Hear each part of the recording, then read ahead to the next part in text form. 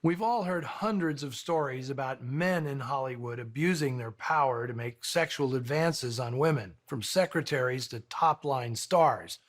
Well, I'm flipping that narrative today by noting that Joan Crawford had a well-known reputation for coming on to her male colleagues, whether they were co-stars or collaborators, like Ranald McDougall, who wrote Mildred Pierce, and Vincent Sherman, who directed Joan in The Damned Don't Cry, just to name two. On this film, she and director David Miller began a romance that actually lasted beyond the end of production. And they weren't the only ones carrying on. Jack Palance and Gloria Graham reportedly had a dalliance, which comes as no surprise given their history of extracurricular activity. I know we're supposed to frown on it today, but I'm impressed that these people made such a terrific movie while getting up to all sorts of sexual shenanigans.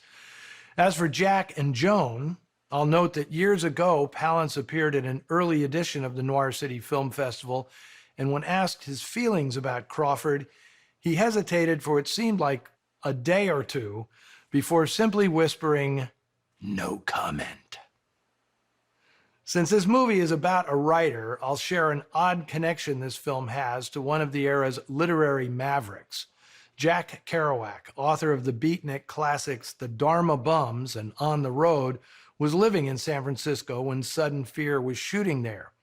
He and his muse and running buddy, Neil Cassidy, watched the crew shooting a scene one night, and out of it came a piece that would be included in Kerouac's posthumously published novel, Visions of Cody.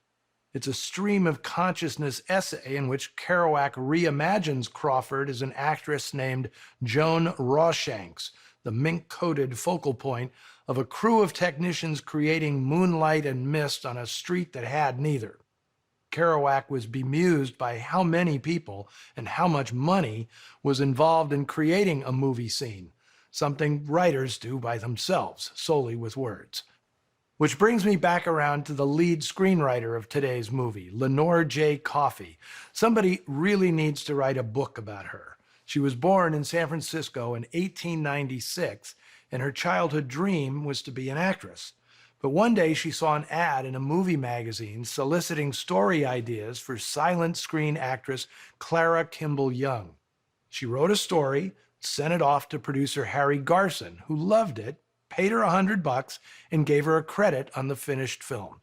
That was in 1919, and it began a career that saw Coffey become a valued and trusted writer, editor, and story consultant for industry titans like Irving Thalberg, Thomas Ince, Louis B. Mayer, Cecil B. DeMille, and Samuel Goldwyn. Coffey was particularly adept at rescue jobs, essentially deconstructing and reassembling movies that were deemed unreleasable. Although she saved various studios tons of money this way, the bosses were reluctant to pay her at the same level as male writers, which she demanded. That's why she ended up bouncing around to virtually every studio in town, doing good work until she was booted out for demanding what she knew she was worth. Louis B. Mayer declared her a cold, selfish, mercenary, unscrupulous woman, every word of which, except the last one, describes Hollywood studio bosses to a T. FYI, Sudden Fear wasn't the first film Coffey had written for Joan Crawford. In 1931, she adapted the stage play The Mirage for MGM, which director Clarence Brown turned into the hit film Possessed, in which Crawford starred opposite Clark Gable. Next week, I'm presenting an incredible rarity, the first film made in Germany after the end of World War II. And I don't mean a Hollywood film. The Murderers Are Among Us from 1946 was produced by DIFA, a studio created by the Soviets who assumed control of East Germany when the nation was split in two. It's a remarkable piece of cinema history showing for the first time on TCM. Until then, see you in the shadows.